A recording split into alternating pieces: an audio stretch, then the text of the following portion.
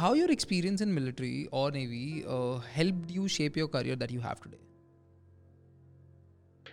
So, we talked about just a minute ago how the exposure that I had to technology really didn't prepare me to software for the IT industry, and it really didn't. So I guess from a hard skill perspective, the Navy didn't really prepare me for the job that I'm in now. However, on the soft skill front, it absolutely did, and that's what a lot of veterans bring. I mean, some do bring, some do bring hard skills as well. In my case, I didn't, but all veterans and spouses bring a diverse set of soft skills. Skills like leadership, flexibility, adaptability, and so in my case, it was really the Navy taught me how to problem solve, and as as Salesforce professionals, that's one of the things that we have to do, independent of the technical skills that go with this job. I have to be able to problem solve. And the Navy taught me that, when you have a goal or objective, you need to assess the situation, you need to analyze the risk factors, and you've got to create a plan to accomplish the goal or objective, and then execute that plan. And so even though it's a very broad problem solving framework to apply to a very specific instance of finding a career in the Salesforce ecosystem, which is the problem that I was faced with, you get a chance to practice that in the military through tons of different situations. Some life and death, others not. And so I found that by using that framework, I was able to achieve my dream job, essentially, of working at Salesforce within a year after retiring from the military. And so, if I take that framework and I kind of break it down, so my problem was I have to essentially break into a completely new industry with no technical background and no network to lean on for guidance, support, or really access to opportunities. I had essentially had deleted my LinkedIn account because it was filled with connections that didn't relate to the IT industry. And so I was starting from scratch. So that was the problem set that I was faced with. There's numerous risks there. So first and foremost is that I don't get hired.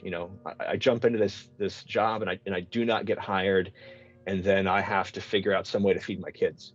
So I needed to have that stable, decent paying role as soon as I left the military. And then obviously, there's another risk where, okay, you get hired, but you rush into a role and you really don't enjoy the work.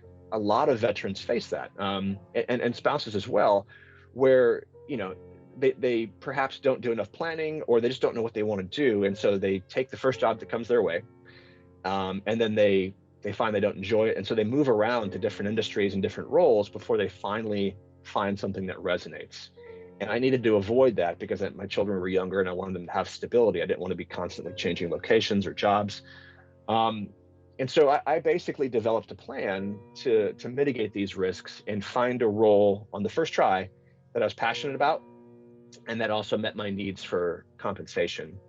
And so, as you're aware, I've mentored a lot of folks over the past 3 years. And not only have I created this plan, but I've also shared it with them and then been able to see that it works for them as well. So I know it's reproducible. And so, if I can share it with you, there's really, when it comes to transitioning into any industry, it's not specific to Salesforce, but it certainly applies to Salesforce. You have to have 3 things to be successful. That's continuous education, it's personal brand, and it's work experience. And so from a continuous education perspective, in any industry, but especially tech, you always have to be learning. I mean, as you know, Shrey, that the pace of innovation in our industry is extremely rapid.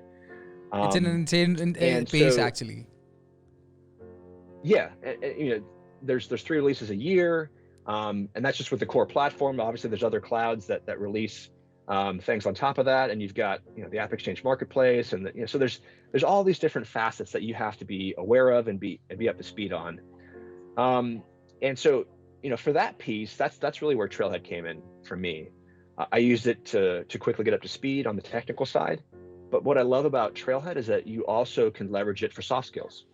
And so there are numerous badges, numerous modules that focus on the soft skills that you need to be competitive in the employment marketplace.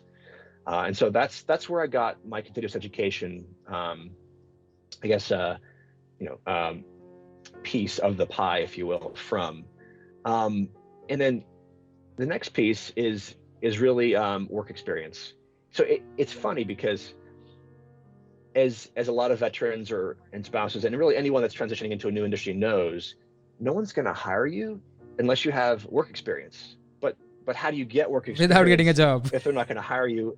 Yeah, unless you have work experience. So it's this chicken or the egg thing, Exactly, yeah. and it's incredibly It frustrating. is indeed. I have Um, that question lined up for yeah, you.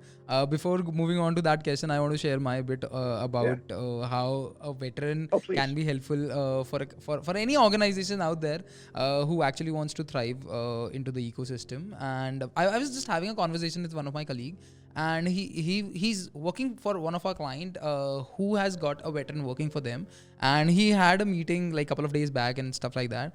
And what he was saying was that this guy doesn't have any technical skill, what exactly is required in order to execute that project. But this guy is actually leading this project better than anyone ever can, just because of the leadership skills and the soft skills that he has got, because of the experience that he has from the military or from the Navy, like whichever department he is from. I guess he's from Indian military or something like that. I'm not sure about that. But yeah, this is exactly what he was saying. And this is exactly the same thing that you just said, that veterans bring in a lot of different skill sets other than the technical ones, which the companies who are thriving into the Salesforce ecosystem or any other ecosystem need very much. Because what happens with the technical people is they're very good in the technical aspects of thing, into executing the code or writing the code, or like making sure that how the point and click tools are working, how to run test class and stuff like that.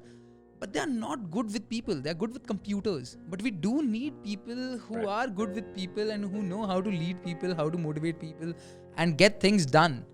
And that's a skill set which every company wants.